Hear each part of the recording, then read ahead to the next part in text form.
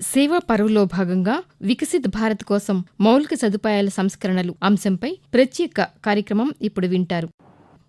అందరికీ నమస్కారం.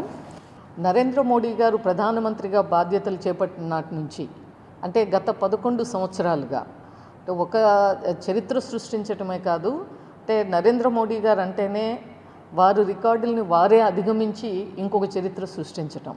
అంటే 3 సార్లు ముఖ్యమంత్రిగా, 3 సార్లు ప్రధానమంత్రిగా దిగ్విజయంగా ఈరోజు ఈ దేశాన్ని మరొక లెవెల్కి తీసుకెళ్తున్నటువంటి ప్రధానమంత్రి గారి యొక్క చొరవ, వారి యొక్క పరిపాలన, వారి యొక్క రిఫార్మ్స్ మూలంగా ఇవాళ భారతదేశం ఎంతో పురోగతి సాధించింది అనటంలో సందేహం లేదు.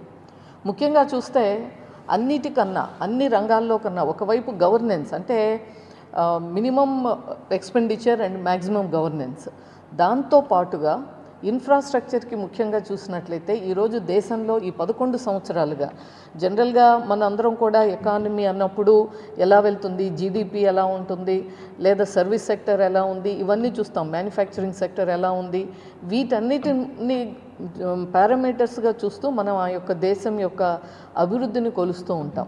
కానీ ఈవేళ నరేంద్ర మోడీ గారు ప్రధానమంత్రిగా బాధ్యతలు చేపట్టిన తర్వాత వారు మౌలిక సదుపాయాలకు ఇస్తున్నటువంటి ప్రాధాన్యత, అది ఒక రోడ్లు కానీ, నేషనల్ హైవేస్ కానీ, ఎయిర్పోర్ట్ డెవలప్మెంట్ కానీ, రైల్వే కనెక్టివిటీ కానీ, అలాగే మనం రైల్వేస్లో ఇలాంటి వాటిల్లో ప్రపంచవ్యాప్తంగా మనం రికార్డులు సృష్టిస్తాం. కానీ సీ పోర్ట్స్ కానీ, డ్రై పోర్ట్స్ కానీ, అర్బన్ కనెక్టివిటీ కానీ, అర్బన్ ఇన్ఫ్రాస్ట్రక్చర్ కానీ, అలాగే అన్నిటికన్నా ముఖ్యంగా పేదలకు, నిరుపేదలకు, మధ్యతరగతి వారికి కావలసినటువంటి ఇల్లు, నీరు, కరెంటు, ఈ మూడింటిని కూడా ఇన్ఫ్రాస్ట్రక్చర్, ఆ మూడు కూడా ఇన్ఫ్రాస్ట్రక్చరే. ఎందుకంటే ఇల్లు ఉండాలి, ప్రతి ఒక్కరికి కూడా హౌసింగ్ అనేటువంటిది ప్రధానమైనటువంటి సంక్షేమంలో, అభివృద్ధితో కూడుకున్నటువంటి దాంట్లో ఈ హౌసింగ్ అనేటువంటిది చాలా ముఖ్యమైనటువంటిది.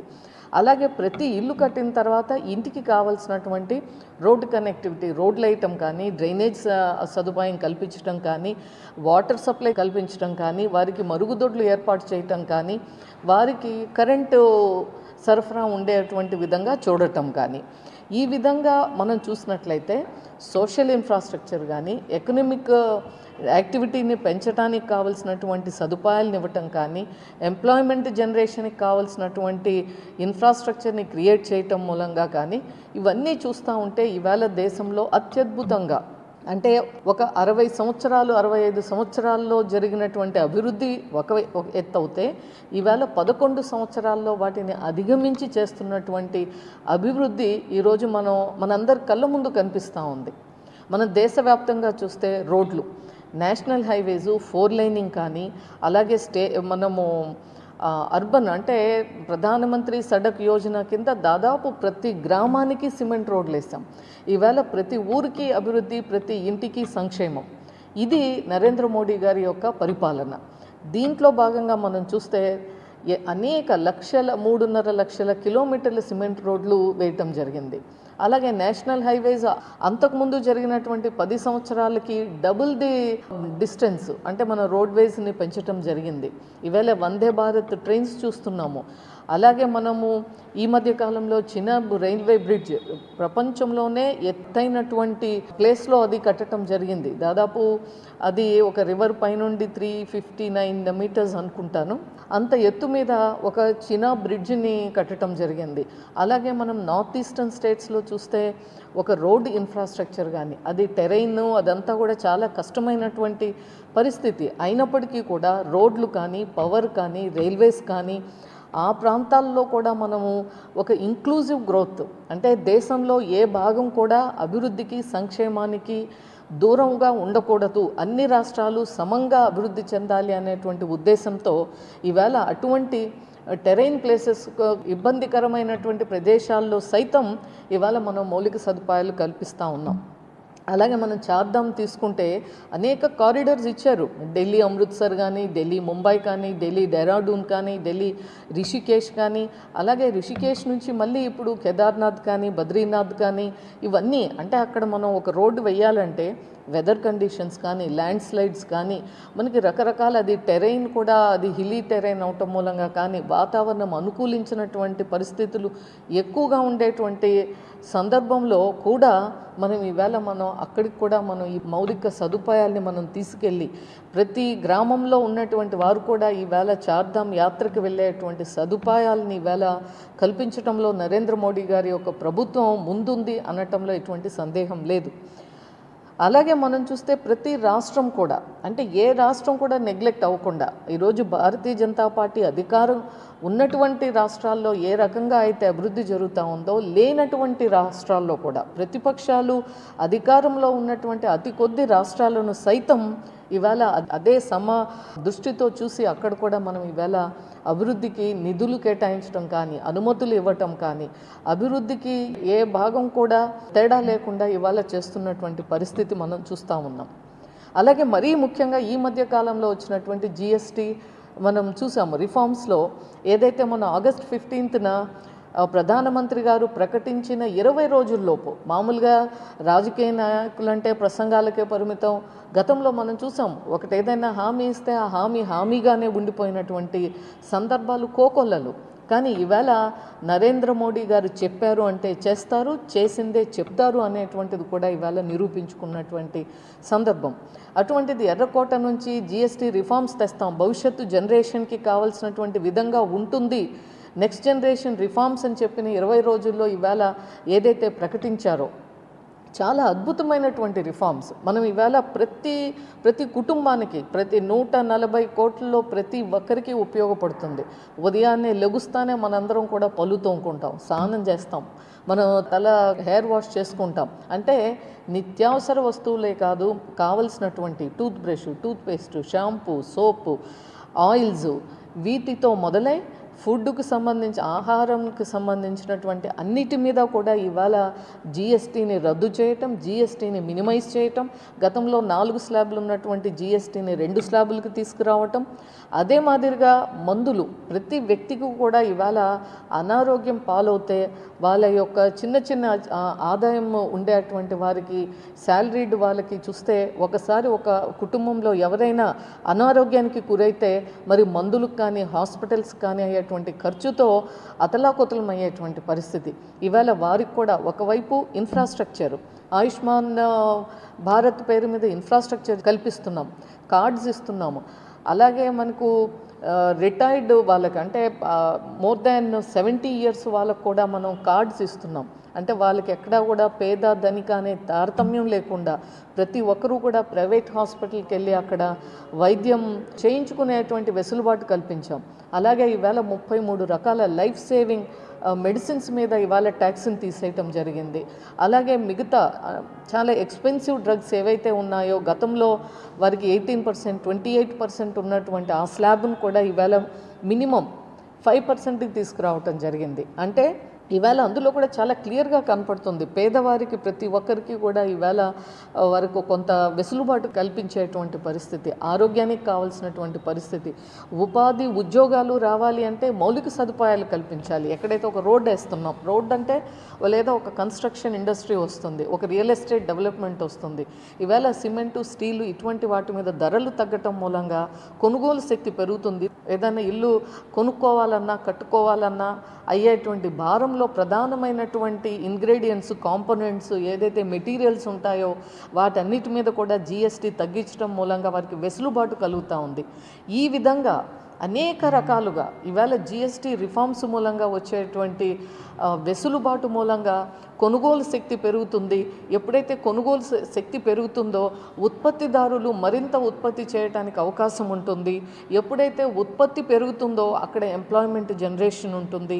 దాని మూలంగా మన యొక్క ఎకానమీ కూడా ముందుకెళ్తుంది అని చెప్పి ఒక దూరదృష్టితో ఇవాళ చూస్తున్నాం. ప్రపంచవ్యాప్తంగా కూడా ఎక్కడ చూసినా మరి అభివృద్ధి చెందినటువంటి దేశాలు సైతం ఆర్థికంగా వెనుకబడుతున్నటువంటి పరిస్థితుల్లో, అనేక రకమైనటువంటి ఛాలెంజెస్కి గురవుతున్నటువంటి సమయంలో ఇవాళ భారతదేశం కోవిడ్ సమయంలో మనం చూసాం. ఒక ఎగ్జాంపుల్, కోవిడ్లో ప్రపంచవ్యాప్తంగా ప్రతి దేశం కూడా అతలాకుతలమైనప్పటికీ మరి ఆ రోజు మన డెవలప్మెంట్ కానీ గ్రోత్ రేట్ కానీ ఎక్కడా మనం వెనుకబడలేదు. మన యొక్క నిర్మాణ రంగం కానీ ఏదైనా ముందుకెళ్ళినటువంటి పరిస్థితి. మరి దానికి కావాల్సినటువంటి వ్యాక్సిన్స్ను కూడా మనం ఇక్కడ తయారు చేయటమే కాదు, మన ఇండియాలో ఉన్న ప్రతి ఒక్కరికి ఫ్రీగా మనం వ్యాక్సినేషన్ ఇవ్వటమే కాదు, ఇతర దేశాలకు కూడా మనం ఇచ్చి ప్రపంచాన్ని మనం ఆదుకున్నటువంటి పరిస్థితి మనం నరేంద్ర మోడీ గారు చేసి చూపించారు.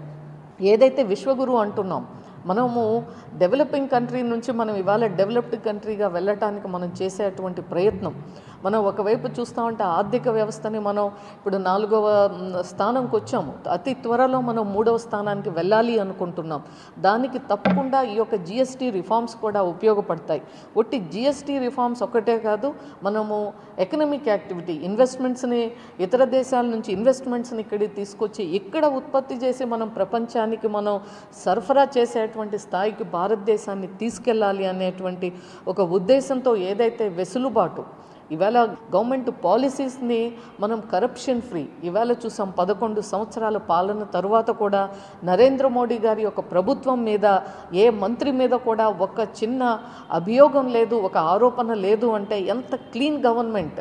ఇవాళ ప్రపంచంలో అనేక దేశాలు, మన పొరుగు దేశాలు అయితే ఇక మనం చెప్పక్కర్లేదు. ఇవాళ నేపాల్లో చూసాం, మొన్నటిదాకా పాకిస్తాన్ చూసాం, చైనాలో ఇటువంటి అనిశ్చితి ఉన్నటువంటి పరిస్థితుల్లో సైతం మన భారతదేశాన్ని ముందుకు తీసుకెళ్తున్నటువంటి నరేంద్ర మోడీ గారికి ఈ సందర్భంగా మరి దేశ ప్రజలందరి తరపున కూడా మనం అభినందనలు, శుభాకాంక్షలు తెలియచేయవలసినటువంటి అవసరం ఉంది.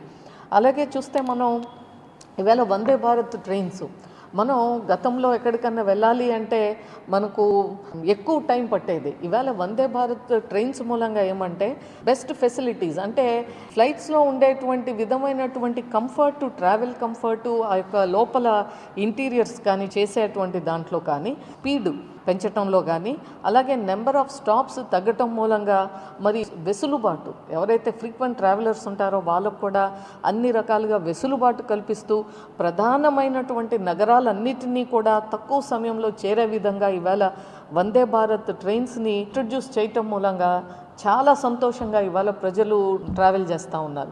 ఎప్పుడైతే ఈ కంఫర్ట్స్ వస్తుందో ట్రావెల్ పెరుగుతుంది, టూరిజం పెరుగుతుంది, మళ్ళీ ఎకనామిక్ యాక్టివిటీ పెరుగుతుంది. ఇదంతా కూడా ఒక సైకిల్ అన్నమాట. ప్రతి చిన్నదాన్ని మనం ఒక పుష్ ఇవ్వటం మూలంగా ఆ రంగానికి దాని యొక్క ఇంపాక్ట్ రకరకాల రంగాల మీద అది వెళ్ళేటువంటి అవకాశం ఉంటుంది. అలాగే మనం చూసాం, మన దేశంలో మనకు సోలార్ జనరేషన్, మనకి పవర్ జనరేషన్ అంటే ఒకప్పుడు మనం coal based more thermal plants ఉండేవి. ఆ తర్వాత మనము చూసాము హైడల్ ప్లాంట్స్ ఎక్కువగా ఉండేవి. తర్వాత ఇప్పుడు మనం సోలార్, మనకు ప్రతి ఇంటి కప్పు మీద కూడా వాళ్ళు పెట్టుకున్నట్లయితే పేదవారికి సబ్సిడీ ఇవ్వటమే కాదు, వారికి కరెంటు బిల్లు కూడా తగ్గి కరెంటు ఓన్ జనరేషన్ మూలంగా మరి చాలా వెసులుబాటు కల్పించేటువంటి పరిస్థితి. ఇవాళ ప్రతి రాష్ట్రాన్ని కూడా మన దేశంలో ఎక్కడా కూడా ఇంకా కరెంటు లేదు అనేటువంటి గ్రామం ఉండకూడదు అనేటువంటి విధంగా ఇవాళ మనకు సోలార్ రంగంలో కూడా ముందుకు తీసుకెళ్తున్నటువంటి పరిస్థితి. అన్నిటికన్నా ముఖ్యంగా ఆత్మనిర్భర్ భారత్, అలాగే స్వదేశీ. ఎందుకంటే ఇవాళ మనం ట్రంప్ టారిఫ్లు చూస్తున్నాం, అతన్ని దేశాలన్నీ చాలా ప్రపంచంలో అనేక దేశాలు సరెండర్ అయిపోయినటువంటి పరిస్థితి. కానీ భారతదేశం కానీ నరేంద్ర మోడీ గారు ఎక్కడా కూడా ట్రంప్ అతను చేసేటువంటి రోజుకొక మాట, పూటకొక రకమైనటువంటి ట్యాక్స్ విధించినప్పటికీ మనం ఎక్కడా కూడా భయపడకుండా, వెనుతిరగకుండా ఇవాళ మనం స్వదేశీ పేరు మీద మనమే తయారు చేసుకుందాం, మనకు కావాల్సినవన్నీ ఇక్కడే తయారు చేసుకుందాం, మన దేశ ఉత్పత్తులనే మనం వాడుకుందాం, దాని ద్వారా ఫలితాలన్నీ కూడా మన దేశ పౌరులమే మనం అనుభవిద్దామనేటువంటి ఇచ్చినటువంటి నినాదం ఇవాళ మరి ప్రతి పౌరుడిని కూడా ఒక ఇన్స్పిరేషన్ లాగా, వారికి ఒక ఆలోచించేటువంటి విధంగా ఇవాళ కేంద్ర ప్రభుత్వం తీసుకున్నటువంటి సందర్భంలో మార్పు వస్తుంది. తప్పకుండా రాబోయే కాలంలో భారతదేశం అగ్రగామిగా ఉంటుంది. మనం ఆర్థికంగానే కాదు, అనేక రంగాల్లో భారతదేశంలో ఉన్నటువంటి మన కల్చర్ కానీ, హెరిటేజ్ కానీ, మన యొక్క పద్ధతులు కానీ, మనకున్నటువంటి అడ్మినిస్ట్రేటివ్ స్కిల్ కానీ, అన్నిటికీ మించి మనకున్నటువంటి ఇంటెలెక్ట్, అన్నిటికన్నా మన మేధో సంపత్తిని ఇవాళ మనము దీన్ని బ్రెయిన్ డ్రెయిన్ జరగకూడదు, బ్రెయిన్ గెయిన్ జరగాలి అంటే మనకు మన దేశంలో ఉన్నటువంటి ఇంటెలెక్ట్ ఇతర దేశాల్లో ఉన్న వాళ్ళు కూడా మళ్ళీ మన దేశంలోకి వచ్చి ఇక్కడ సేవలు అందించేటువంటి విధంగా ఇవాళ ప్రపంచంలో ఉన్న భారతీయులందరూ ఆలోచించే విధంగా ఇవాళ మార్పులు వస్తున్నాయి. అంటే ఇక్కడ ఉన్నటువంటి మౌలిక సదుపాయాలని కల్పించి దాని ద్వారా మనకు ఒకప్పుడు అయ్యో ఇంత చదువుకుంటే ఇక్కడ దానికి కావాల్సినటువంటి ఇన్ఫ్రాస్ట్రక్చర్ లేదు, అందుకని ఇతర దేశాలకు వెళ్తున్నాము ఆ యొక్క అవకాశాలు అక్కడ ఉన్నాయి అనేటువంటి పరిస్థితి. కానీ ఇవాళ అక్కడున్నటువంటి వాళ్ళు కూడా మరి భారతదేశం వైపు చూస్తున్నారు. భారతదేశం అంటేనే భవిష్యత్తు అనేటువంటి ఒక భరోసా, ధైర్యం, సందేశం ఇస్తున్నటువంటి నరేంద్ర మోడీ గారికి ఈరోజు మరి దేశ ప్రజలందరి తరఫున కూడా మరొకసారి శుభాకాంక్షలు తెలియజేసుకుంటూ సెలవు తీసుకుంటున్నాను. Thank you. సేవా పర్వ్లో భాగంగా వికసిత భారత్ కోసం మౌలిక సదుపాయాల సంస్కరణలు అంశంపై ప్రత్యేక కార్యక్రమాన్ని ఇప్పటివరకు విన్నారు. అతిథి డాక్టర్ ముళ్లపూడి రేణుక, బీజేపీ అధికార ప్రతినిధి. సమర్పణ ఆకాశవాణి ప్రాంతీయ వార్తా విభాగం, విజయవాడ కేంద్రం.